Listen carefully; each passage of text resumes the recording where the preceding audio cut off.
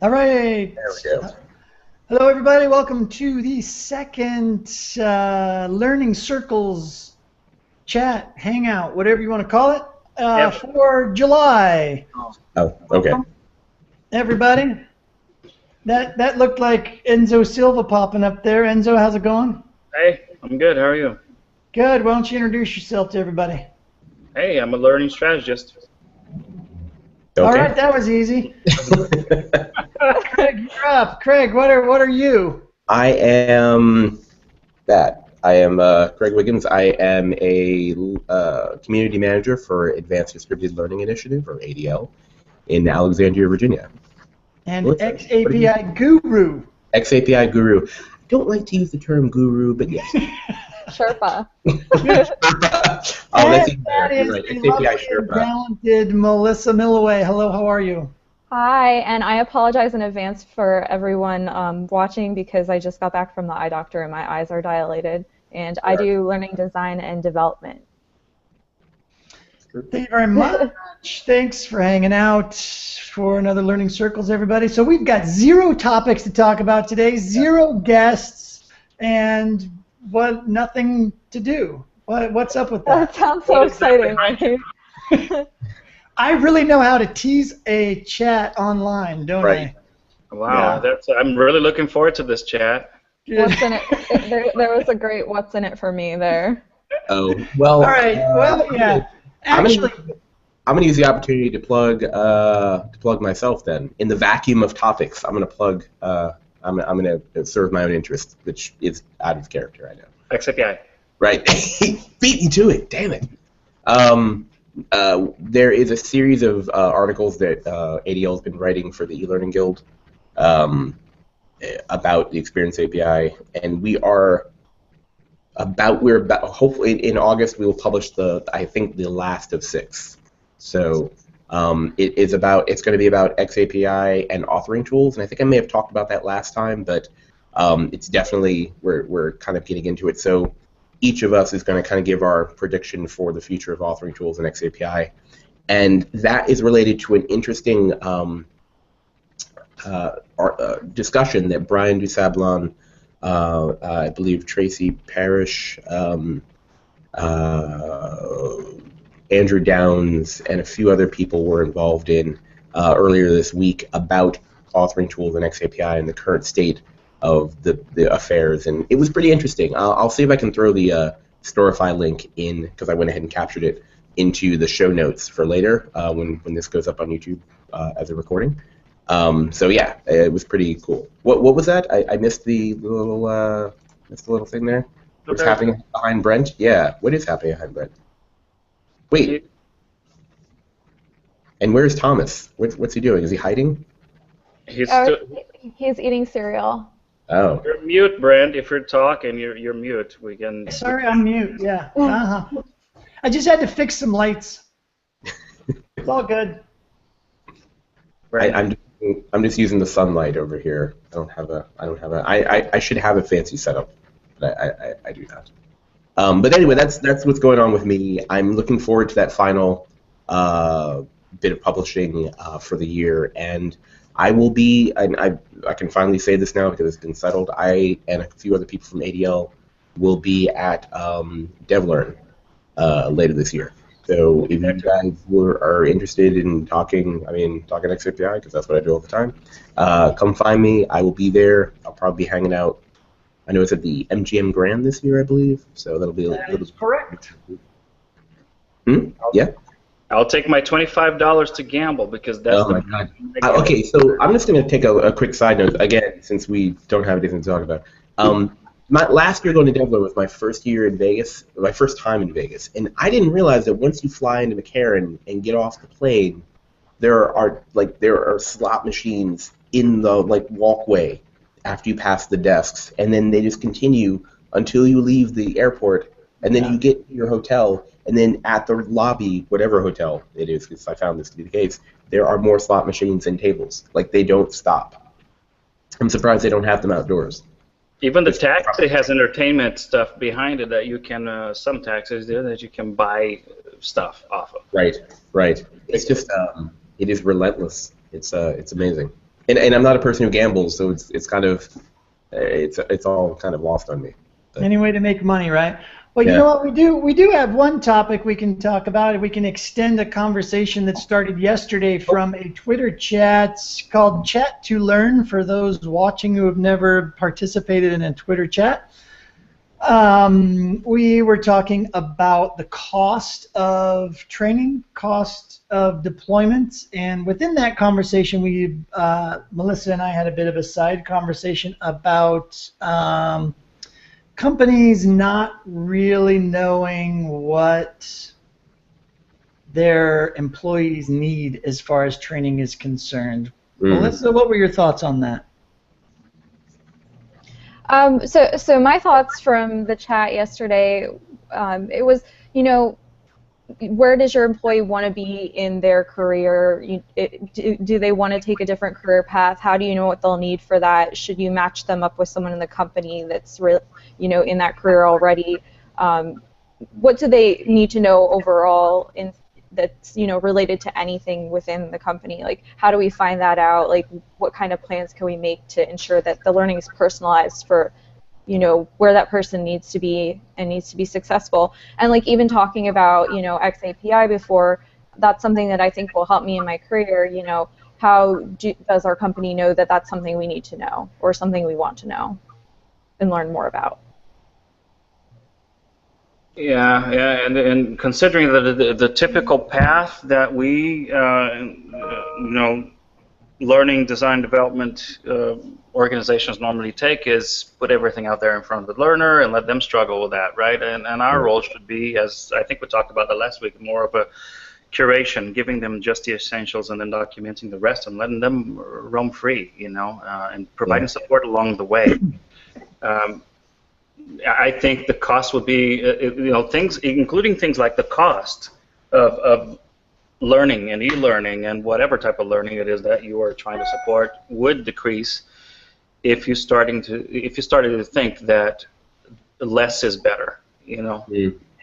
Fewer hours of development, maybe you could put that cost into something more, cooler. I don't know, something cooler for the learners, more interesting.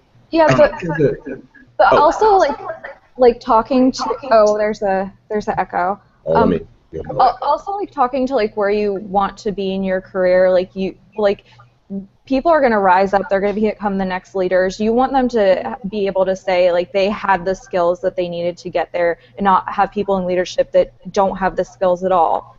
So I mean, there's that investment too, and about like your career and where you want to go and making your company full of people who have strong skills and skill set. Right. So there's definitely, obviously there are two sides of it, right? And you two pointed that out. I used to work for a company that in my opinion, had a really good, they took care to really look at what people wanted to do with their careers, and they tried to really, have a growth and an evolution path set out for them. And there were a lot of opportunities at that organization to do kind of whatever you want. A lot of people were sort of a certain type of, they had a certain stem cell, I'd say, or they were a certain type of stem cell, and then they would kind of grow to be whatever the needs would be in the organization, whatever crossed with their interests and abilities. The thing that I think was missing, and that kind of goes to what you guys were talking about, is what Enzo described in as basically the informal learning, the light touch, the looking under the hood and figuring out what needs to be done and efficiently directing it, but not really getting up in it and throwing things at people. That is, I think, a lot of organizations, they don't. I mean, even it's 2015 already, but like they still don't get it, or they do get it, but they're like, yeah, but we're just gonna kind of throw some things out there, and we trust that they'll figure it out, but we don't need to try and tinker with the processes there. It's really magic. Like, I think if you pressed a lot of organizations, like their representatives, like if you somehow like could actually press them, they still really believe that it's magic, or that it's we just have good people and they make the right decisions about their careers and what they want to do, and we'll just that's how we handle it. But like, they're not trying to change what the learning interventions or performance support interventions. They don't want to look under the hood to affect that. But I feel like sorry, go ahead, Enzo. But a lot of times, I think I still hear people saying things in the light of, we're afraid of investing in people, paying for professional development opportunities, going to a conference, whatever it is, and then them leaving us. I mean, I don't think that should be the fear. The fear, we should invest in people, not just in knowing about how your company works, all of the processes within your company, the strategy within your company, but we invest in the individual. That's why we're seeing a lot of people, a lot of companies investing in the topic of mindfulness and things like that. The individual, it should be looked at as a whole, not just looking at content. And what we do a lot is look at content. How much more can we feed them content that will make them proficient at what our company does? We should look at opportunities as not money wasted if we pay for an individual of a certain team to go to a conference and get connected and invest in their own personal connections, professional and personal connections at that event, but bring back to the company what they have, regardless if they stay or not in the company. So a company should always, to me, look into building industry leaders and not company leaders, if that makes sense. I mean, I want to jump in here and say something, but Melissa, I know you were waiting to say something, so. Oh, no. I was actually going to say just what Enzo said. Doing things like this, going to conferences, participating in communities, I think that builds skills and creates awareness about, what we should be focusing on in companies. And if you don't have that, you're going to work every day and you're doing the same thing over and over again. And how are you going to be at the top? How are you going to be the best company in L&D? Like, how are you going to advance yourself if you're doing the same thing constantly? There's something here though that we don't talk about because we don't want to not jinx it, but kind of like blow a hole in the boat, so to speak. But how, you guys tell me, how do your organizations or your previous organizations assess the value of conference attendance? Like from their point of view, from like basically what you get out of it immediately and can immediately give to the organization, and what you get out of it as a growth as a professional that would be long-term paid back to the organization. Like, how do they assess that? I think everybody sees it or has seen it. Ew, that's a weird color. In my experience, people have a tendency to see it as an expense no matter how you look at it, right? They might think it's valuable. They might not think it's valuable. They might think you deserve it. They might not think you deserve it.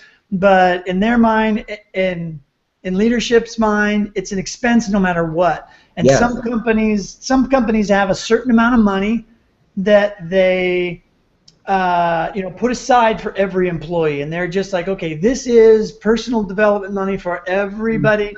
And that's exactly it. Like, Brent, you're absolutely right. Like, some organizations, a lot more than we probably look at that sort of thing as like, that's an expense. It's a necessary expense that we have to, they're going to leave if we don't allow them professional development stuff, and whether they leave to go use those skills somewhere else or not, like, they're going to leave if we don't give them this. So this is sort of like, I mean, you could almost consider it, these organizations, and again, there are many of them, think of professional development opportunities as things that will benefit the person, the employee, and therefore it's kind of like your compensation package, like a larger one, like the same way you think of, a health plan and dental and stuff like that. You get professional development opportunities. I think you're right, though, Brent. I think too many organizations don't look at these as like, what are we going to, we're not, what can we immediately get from this attendance? Like, how can we use this person's interests and skills and their ramping up strategically within our organization so that we're meeting specific goals that we're having? Like, how do we? And that's always the kicker, right? That's what you're always asked when you're an employee and you see an event that you want to go to.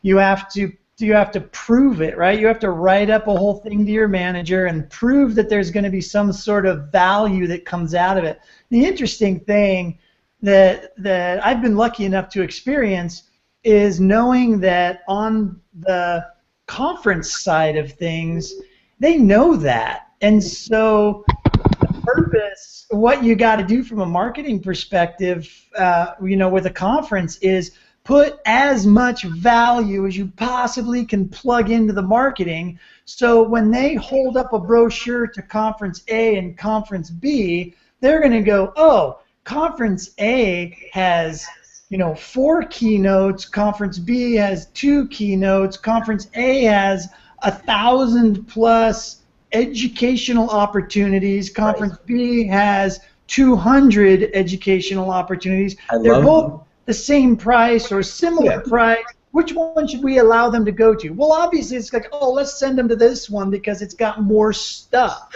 And I love seeing the ones that have justifications, like literally come with like a link that says a letter to your boss. Right, yeah, exactly. It's like, I kind of can hate on that because, you're going to have to do that anyway. Yeah, there's a reason why they do those things, right? It's very smart marketing, right? Here are all the things you need to tell your boss that's going to help you get to yes. I actually haven't seen. I've been lucky enough, I guess, to have always had bosses that saw the value in that, no matter what. So I haven't seen or even come across those sections. What do they normally say that you should tell your boss? Oh, stuff like, okay, so I'll give you an example. There was a conference here in the DC area on the Internet of Things, right? And it was one of the first of its kind. And it was, by all accounts, it was a great event, and actually relatively low cost. But they know that the subject matter, it was relatively new, right? So there would be people within an organization who would be like, oh, I need to go and learn more about this because we're heading in that direction, or I need to be on top of it, kind of like Melissa was saying. I don't want to be left behind. I want to be ready and help my department and my company be ready. But they knew that because of the subject matter, it would be hard to traditionally justify it, right? Like there would be workshops and there would be speeches. So what they did, Enzo, is that they framed it. It was pretty much like Melissa said. It was like a letter to the boss, and it was like they framed it in terms of, the people, the companies that was represented, the networking opportunities, the fact that it was very local to some degree. So you'd be actually getting, if you wanted to make business contacts there, that was something that you could do.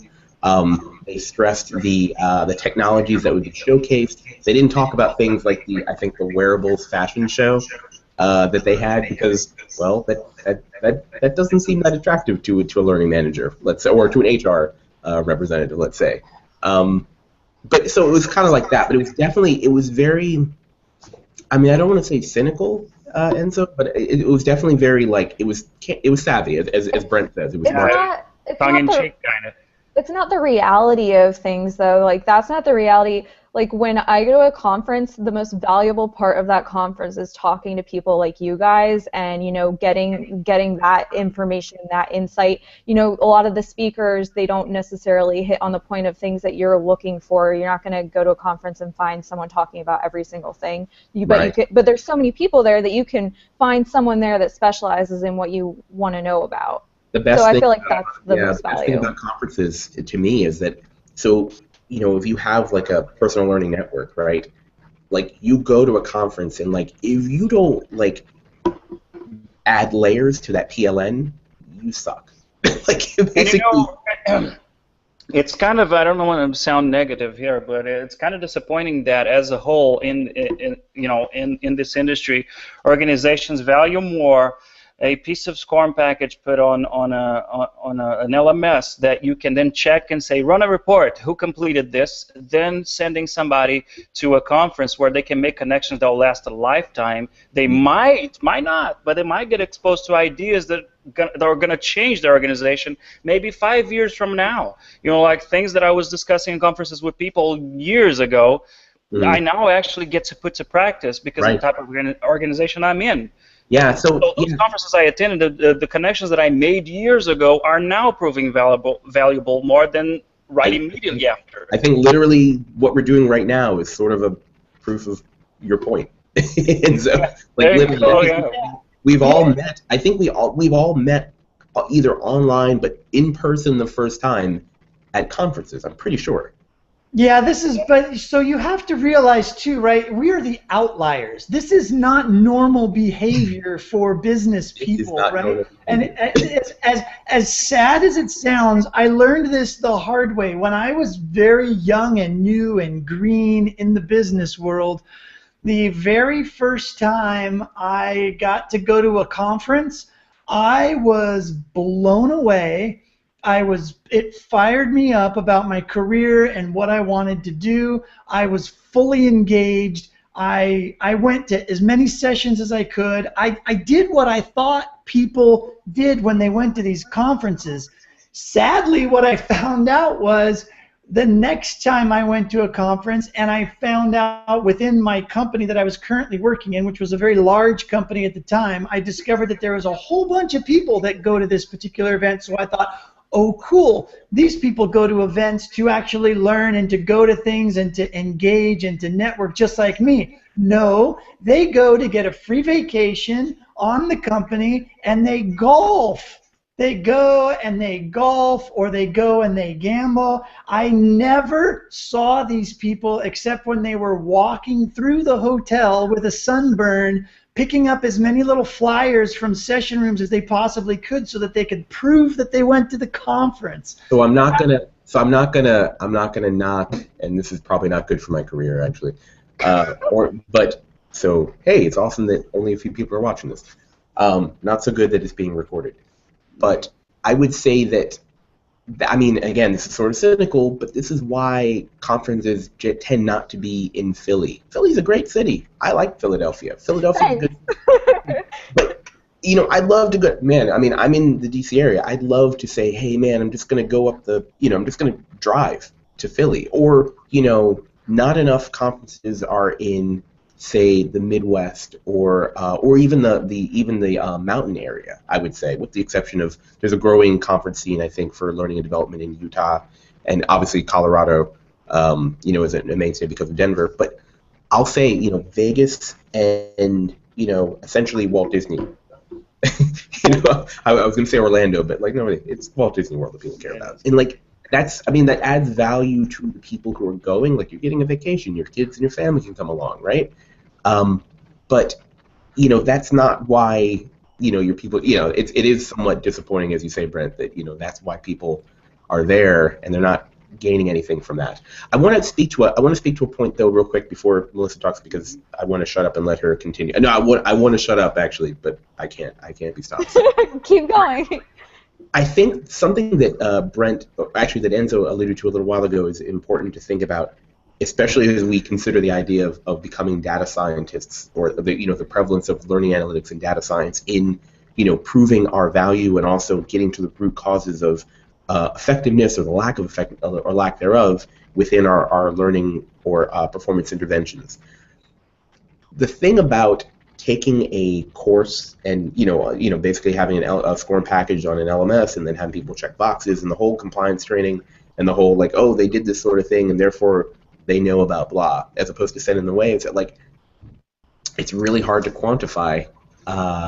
It's literally difficult to quantify the value of going to a conference, right? Whereas it's really simplistic and it's really dumb, but checking off a box or saying this person completed this e-learning, as we all know, one of the main selling points of the whole LMS e-learning structure that we have is that it's very geared towards completion and therefore moving into a column that says this has been completed. Therefore, by the transitive properties of completion, they have the ability to do this thing, even though that's not even the case.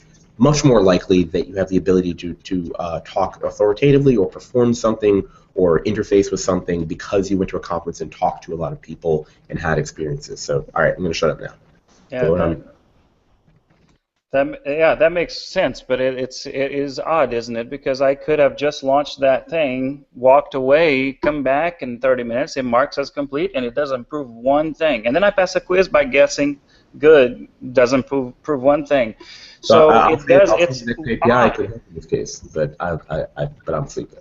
it is odd that we're so focused on immediate satisfaction and proof that we miss out on things. And I think that one way that you could, but it's human nature, right? But one thing that we could, for example, try to value connections, not just conferences. We're talking conferences, a tangible example, right? Things like doing this online, or maybe attending or participating in a MOOC that you like, or that you're interested in, even though it's not considered work, is tying that back into the business goals and saying, going to this conference will allow me, for example, I'm working on project X. So I can then find vendors that can support that project. I can investigate what's going on around this technology that we want to do, things like that. An enterprising organization can actually, put weighted value to these things and then make them part of a learning and professional growth profile. Mm-hmm. Basically, using the idea of having competency frameworks, learner or professional profiles, using Experience API to capture the experiences, not just of e-learning, but also, Melissa would get credit of some sort for actually doing it. Right? They should like build it into their conference apps or something like that. Like what you're gonna do afterwards. Like even when I went to ATD and I paid for myself to go to ATD and I'm paying for myself to go to online learning because I'm passionate about it and I'm not going to go out and go do golf, and I don't like golf anyway. But like can whatever. You pay for me to go? No. I would also like a ticket. But like I went and I found tools, and then I went and tested the tools at work, and I'm like, oh, maybe like I'm gonna use this. Like the one I wanted to use had issues with it, so I didn't use it. But like once they fix the issues, I'm gonna definitely use it. So like you go there and you find something, and you take it back, you apply it, you see if it works, if it doesn't work, and like that's at least one thing. I mean, there's so many other things you can take away. That was like one of like thousands of things. So how would you, Melissa? How would you suggest, I guess, you sort of went through an idea right there, but like how would you suggest that conferences help attendees prove the extension of attending a particular event, and then kind of, like the long tail, like the stuff that comes from an event, like track that stuff that was rooted in what they learned at a conference? Like how could the conferences help us prove to our employers that these things hold weight? Like there's a long tail of value that comes. I feel like you almost have to kind of come with like a game plan, and then like go to the sessions that match your game plan and go see the vendors that match your game plan, and then when you do that, say, okay, now that I have gone and seen this vendor and this is what we were looking for, it fits our objective, like now I'm going to go test it at home. I'm going to ask them if I could get like a 30-day trial or something like that, and you go back, you spend like an hour like a week, a morning testing it or doing something, and then do like a pilot group. I don't know, like something like that, like having a game plan. Right. Yeah, I think it ties back to what I was saying earlier too, in the sense that it's not so much on the conference or the event or the courses that you're taking. It's not so much on them, but on you as an individual to take that up to your manager, your leaders, and say, I think, and quantify that.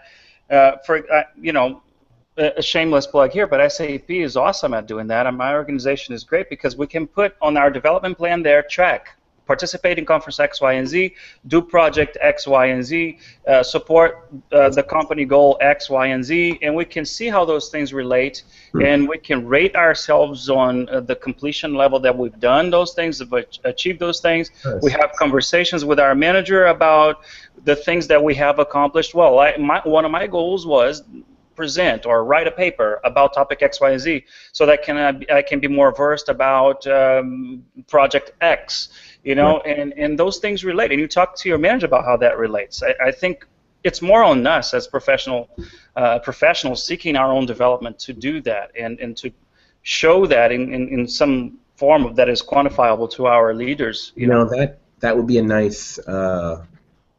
I agree with you, Enza. It definitely is on us. But you happen to work for an organization that makes it. They kind of create the structure for you to do that. And that, by the way, like props to xAPI then, because that's really good. That's also very rare, I think. I would say not so much for big companies though. Big companies are pretty good at it. Well, no, they have the resources to do that. they don't necessarily do it. It means the fact that it's there doesn't mean that people will use it. I think that's the point, right? You can have an HR system, but not actually use it too, and not educate people on how to better use it. So maybe what we need, and again, not to say that a tool is a panacea for our woes. I mean, you can obviously do this sort of thing yourself with pad and paper, or using Google Keep or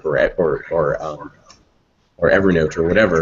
But it would be interesting to have something where you could map your goals and then choose activities that you've done during the year, and then point kind of like tag them to those goals or link them to those goals, and then at the end of the year yourself, or not even the end of the year, by the way, let's say over the, okay, I'm going to use Melissa as an example because she's the youngest one here.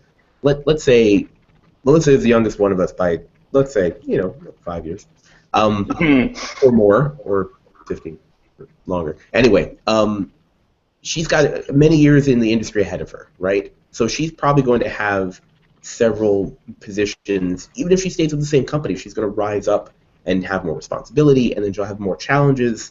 I think that, it would be cool for her to look over time with what she's actually gained. Yes, and yeah, only 5 years. He's very yes, he's a babe in the woods. But it would be great to actually for her to look back at her learning path and her professional rise. I mean, not that I'm plugging LinkedIn here, but it would be a good thing for LinkedIn, I think, to do. Is to actually allow people to actually create that sort of thing, and then look back over time and say, okay, this is what I really put on, not the bullshit whatever thing that they have when you get your specialties or what people say that you do, because the people who are recommending stuff for you, they don't actually know your job. Well, it's about building your skills. Say you go to a conference or even something online, you go to a workshop, and that's something that triggers you to become like me, like an e-learning developer, and that was the one thing in your life that triggered it, and you just became super passionate about it, and then went out and did it and learned it on your own. That one conference, that one thing changed my life, potentially changed my value to the company.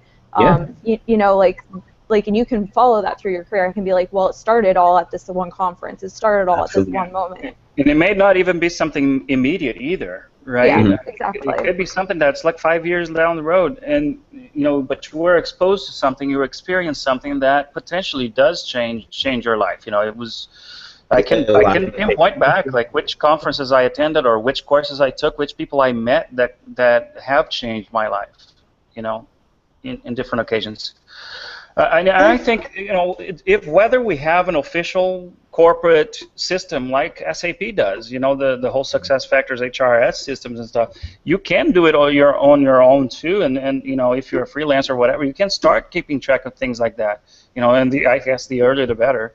With your own system and see how you progress.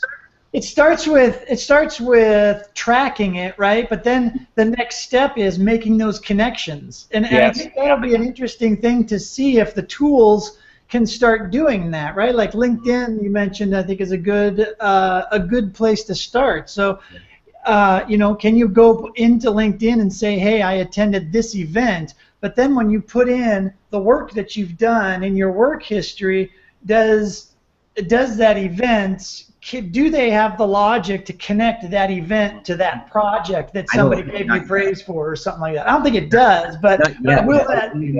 It would be a cool thing. I mean, if some indie developer or startup out there is already working on this, get at me.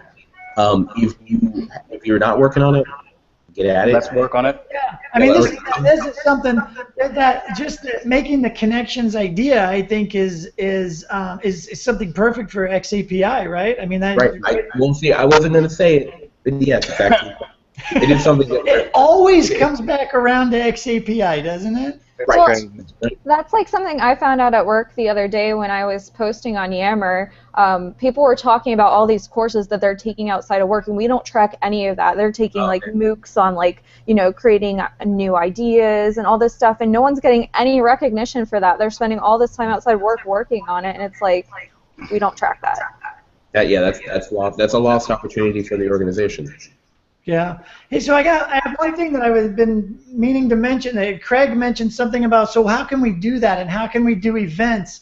And just recently, I find listening and watching the back channels of non-e-learning events actually much more entertaining and much more educational to me at my point in my career right now than the e-learning events. Just I think because I've been to most all of them and I know most of the people that are there, so I look for things that are fresh, right?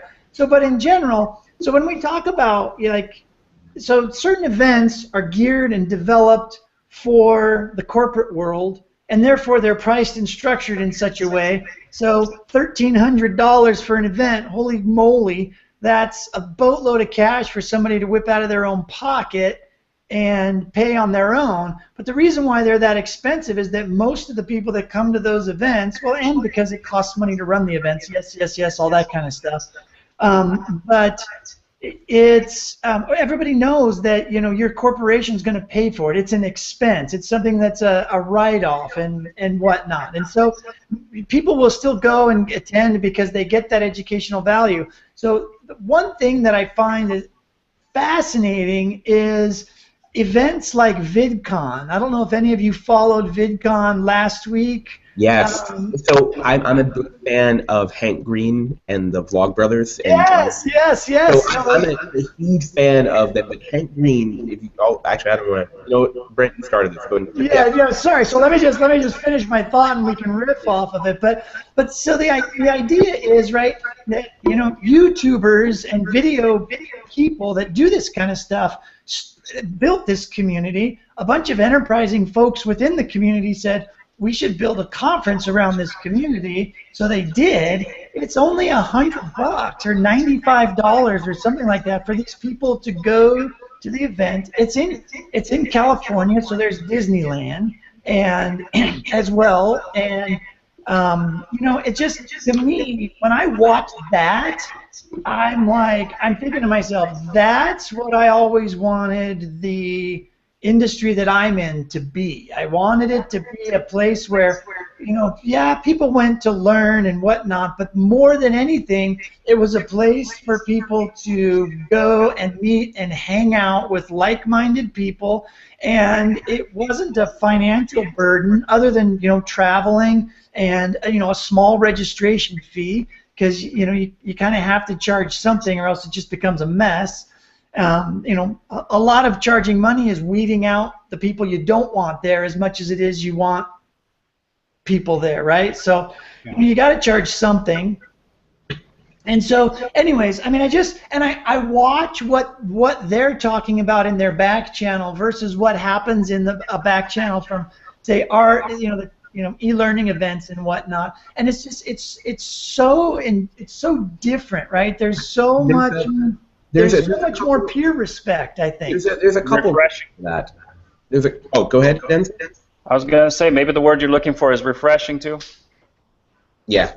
No, you're right. Actually, you're absolutely right. It is. And what Brent is talking about is absolutely true. So I spend a lot of time. I'm at the age now where I don't watch as much television as I used to. I watch YouTube.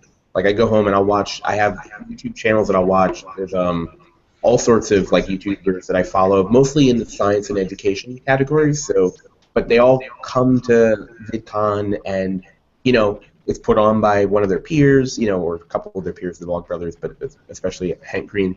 And one thing I'll say about VidCon though that is different than say ATD or the e-learning guild, this kind of fire shots, is that, and this is not really against those organizations. I mean, they support structures that actually have education and have community outreach that have multiple tendrils. They have certification programs. That, APD is composed of a lot of things, as is SHRM, as is the Guild, as is a lot of these other organizations.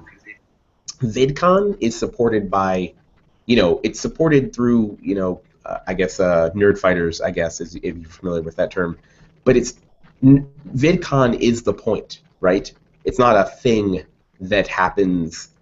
VidCon is not a thing that happens so that something else can happen, other than to foster those experiences that you're talking about.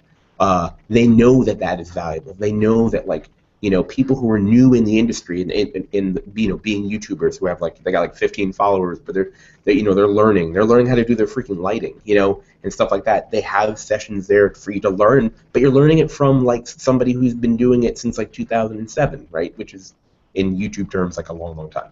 So you have experts really just not just formally teaching, but also you'll meet your idols and you talk with them about process and technique and working the system that is YouTube to make sure that you're getting ad revenue that you're supposed to get. I mean, the nitty gritty stuff you couldn't otherwise, stuff that would be difficult to know unless you talk to, say, Akila and ask, hey, what's up with the hair product videos? Or, when did you start talking about, why did you decide to start talking about race?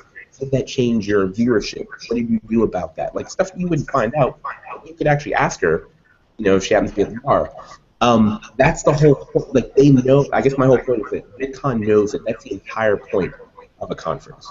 And it is. It's different, right? I mean, it's like I was trying to set up the conversation with it's two totally different things, right? But I can't help but try to make the connections and try to see how our industry, our community, could possibly support something like a VidCon for the type of work that we do. I mean, I'm having a conversation with Jim Louderback on Monday to find out more about what I can do to help and maybe see what we can try to pull together. See where the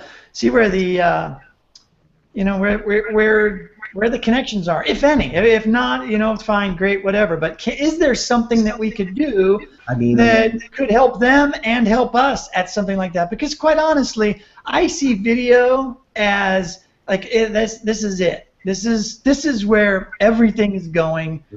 Period. End of story. Everything will be streaming video like what we're doing right now. People are currently afraid of it. People don't know what it is and what to do, and people laugh at me when I say things as so definitive as this. But I just don't see any. It's far too much value in what we're doing right now for for others to not see it, and someday the kids that are the VidCon attendees now are the educators of the future. I mean, let's just face it. They're the corporate leaders of the future. They're the educators of the future, and they're going to be walking in and talking, getting corporate gigs if maybe their YouTube, channel fizzles out or for whatever reason. But they're going to have those skills, and they're going to sit in a classroom corporate training course, and they're going to go, what?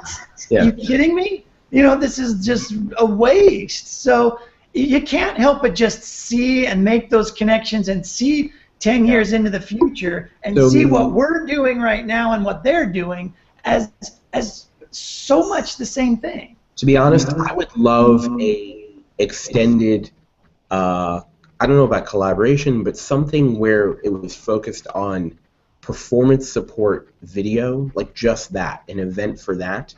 I know that that's difficult because that's a pretty specific, but video for performance support for corporations and higher education, and have a conference on that, or maybe it's I was going to say hackathon, but that's not really the right format. Maybe.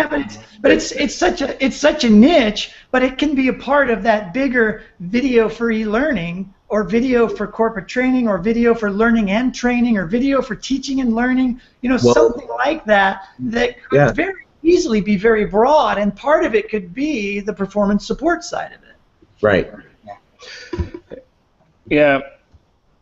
So it seems like we're. I think a while back we talked about things like more independent events too. Nothing bad, of course. It's great to go to big conferences organized by big names. It's awesome. Yeah. Nothing bad about it. But there's also a need for more independent type of events and bootcamp deal, and people just getting together and around a topic that is not sponsored by big names, right? Yeah. Yeah, and just people who decide to do it. I mean, I like what who is it? Some people associated with Starbucks, I believe. They did either they did this or they participated in an xAPI meetup, like through meetup.com, right? And so that's, I live in the DC area, and I'm part of meetup.com because I used to take part in a few things like more actively, but like I get inundated with like, oh, this is an event over here, and this event happening this weekend. There's all sorts of things I can go to. It would be cool, and I'm looking at you, Melissa. It would be cool if somebody were to show up in a town and like, all right, I want to know more learning technology people, so I'm going to actually start a meetup, and try to get people together, or I'm going to join a meetup and then try and bring what I have to bear, and then as a result, let's expand my circle of my personal learning network, but at the same time, kind of provide a greater pathway for people who are looking for a home, much like I was. You do that sort of thing. I forgot about Meetup. I've never really used it like that, but that's a great idea. I'm going to have to ponder that for a minute or two. Yeah, I love Meetup. I actually tried to start a meetup, and then I realized that to start one, you have to pay. And I'm like, I don't want to pay. Well, we meet. We have like an e-learning / gamification like lunch / happy hour thing that we do. We've been trying to do it like every month. Last one we did at Comcast a few weeks ago. It's like a few of us. But I definitely want to bring that to Seattle when I move to Seattle, do that kind of thing where, you just hang out and talk to people and bounce ideas off people. And it's a networking, but then you could also do things like hackathons and things like that. So, and I participate in a lot of those tech ones here. They're not e-learning or anything. I go to all the tech meetups, breakfast. Really cool. I think the best place to start is us connecting with a university or something that has some resources and and also a shared reason to be bringing people into their space to for recruiting purposes or to promote their stuff. I know a lot of universities that do it. So you should try a co-working space. A lot of the co-working spaces are really cool, and they want to get more members, so they'll let you do an event there afterwards. And I'm not knocking universities, but co-working spaces are like way cooler than universities. Yeah, I'm going to say they're very hip. And to be close to bars. Yeah, exactly. No, I agree with Melissa on that point. Yeah, unless of course your community is kind of like if you're in a college town, for example, and want to do this sort of thing, it actually would make sense because it would be very accessible for the people who are living there and living around the area. It depends on where you are. Yeah, and I guess, you're right. I mean, it depends on where you are, it depends on what resources you have available and who your network is and what's the easiest thing to pull off, I suppose. But that's all the nitty-gritty. I just wanted to kind of throw that out there. I know we kind of got off the personal development topic and whatnot, but I think it was a good conversation. Really. Not really, no. This is actually one of the more coherent conversations. Yeah, it's part of professional, personal development, even, these networks that you make outside. We should just start a learnathon instead of hackathon. A learnathon? I think I mentioned that before, didn't I? Yes, you probably did. Learnathon. Yeah, so I kind of started that to kind of wrap this up, but maybe I'll queue up a thought for 2 weeks from now. It's starting to feel like the developing learning, the teaching and training side of the world is blending very, very much with I want to learn something side of the world. And so our conversations still kind of sit over here with this industry of creators and people who feel in control of creating the learning experience. But it's, as I see our industry and other industries, I start to feel like the ownership of what happens here is now starting to slide into this side, the learners and what they're doing. There's a lot more control required of a learner, and actually because of access, because of content availability, all that kind of stuff, people can kind of define their own. So when I start thinking about writing blog posts or having conversations or speaking at conferences, it's starting to get really hard for me to speak to this crowd when what I'm trying to say is actually really pointed at this crowd and like, hey, if you want to learn something, it's your responsibility. And it's not so much, hey, you don't have any responsibility anymore. It's trying to direct it. So I don't know. It's something that's been on my mind for a while now, and maybe I'll just. Actually, unfortunately, we'll probably have to table that for next time. But that's an interesting subject. Basically, the shift of responsibility and how that's being played out in public learning spaces. you know, yeah, well, I have a bunch of examples, but let's save them for next time. Yeah, let's do. So let's just go around the horn real quick, and Craig, since you were just up, let's go with it. Sure. Craig Wiggins, ADL Community Manager, just finished the xAPI Bootcamp. I'll throw the links in the show notes to all the awesome videos that are out there. And you can find, I haven't done so in a while, but I plan to pick it back up. You can find some of my stuff at craigwiggins.github.io. So that's me. Outstanding. Melissa, jump in here. What's up? Tell us who you are and where we can find you. Hi, sorry, I was looking for a link for you guys about a hackathon for education. So I am Melissa Milloway, Mel Milloway. You can find me on Twitter at Mel Milloway. All my information's there. I design and develop learning. And you're going to be in Seattle in a few weeks. Oh, shoot, yeah. I'm going to be in Seattle in about, actually less than 3 weeks, like 2.5 weeks. Oh, man. So former Philly learning designer, now you'll be in the Seattle cohort. Yeah, West Coast, Best Coast. Yeah, absolutely. Enzo, what's up?